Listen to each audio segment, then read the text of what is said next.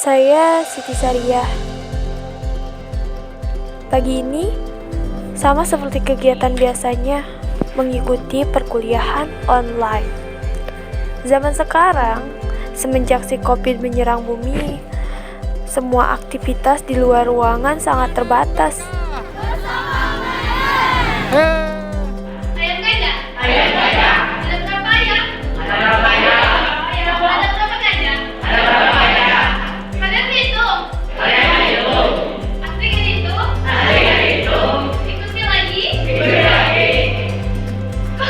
Bahkan, aktivitas pendidikan seperti KBM dilakukan secara daring.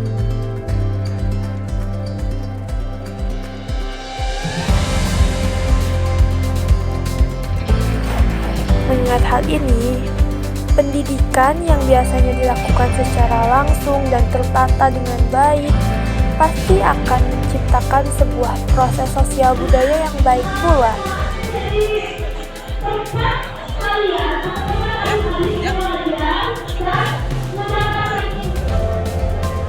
Namun nyatanya sekarang pendidikan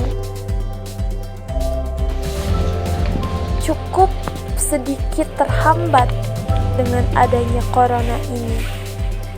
Dan bisa jadi proses sosial budayanya pun akan mengalami sebuah perubahan yang pastinya cukup berbeda antara proses sosial budaya yang dahulu dengan proses sosial budaya yang sekarang. Oleh karena itu, teman-teman semua bisa menyimak video dokumenter yang saya buat berikut ini.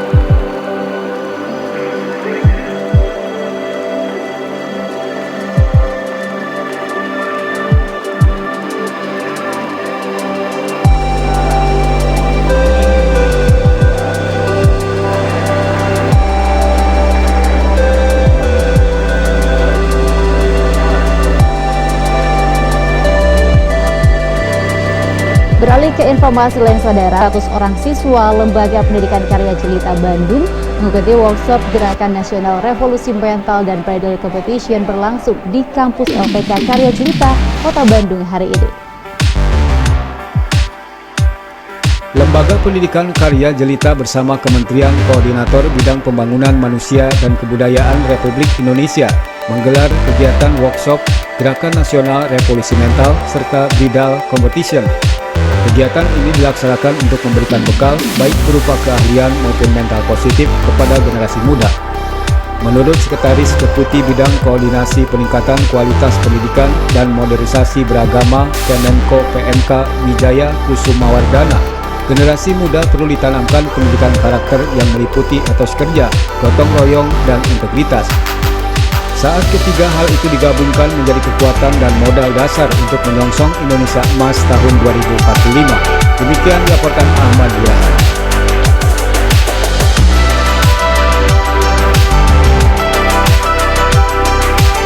Pendidikan sebagai proses budaya.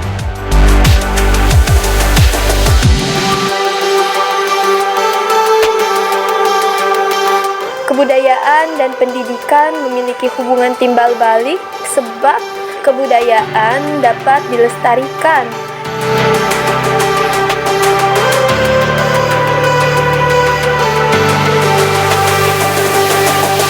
Dan dikembangkan dengan jalan mewariskan kebudayaan dari generasi ke generasi, penerus dengan jalan pendidikan.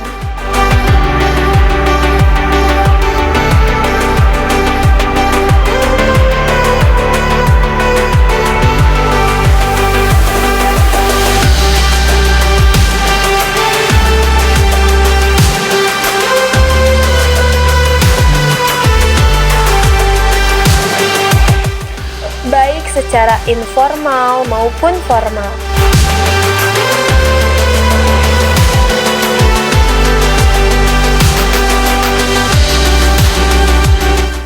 Membentuk atau pembentukan dan pewarisan kebudayaan dari suatu generasi ke generasi merupakan suatu proses transformasi.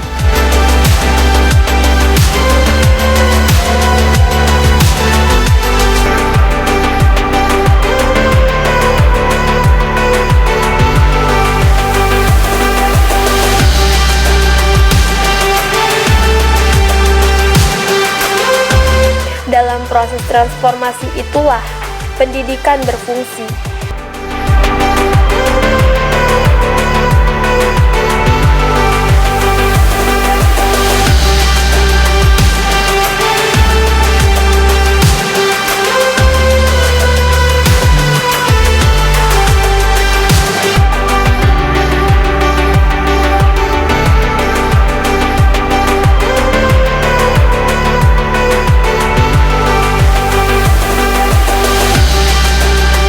Jadi, proses pendidikan adalah proses transformasi kebudayaan.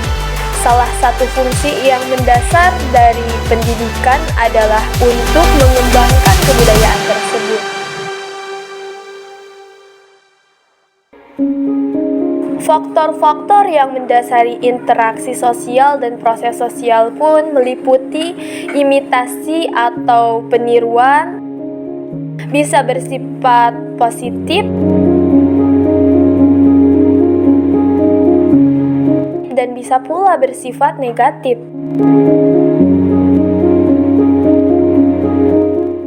Perbedaannya dengan identifikasi adalah jika imitasi tidak secara total dan identifikasi secara total.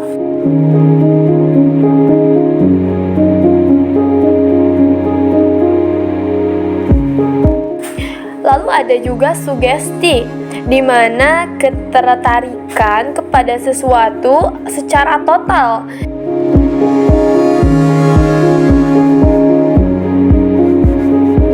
Lalu ada juga identifikasi. Nah, identifikasi ini merupakan penyamaan diri secara total. Lalu ada juga secara simpati, di mana ketertarikan pada orang yang memiliki budaya tersebut.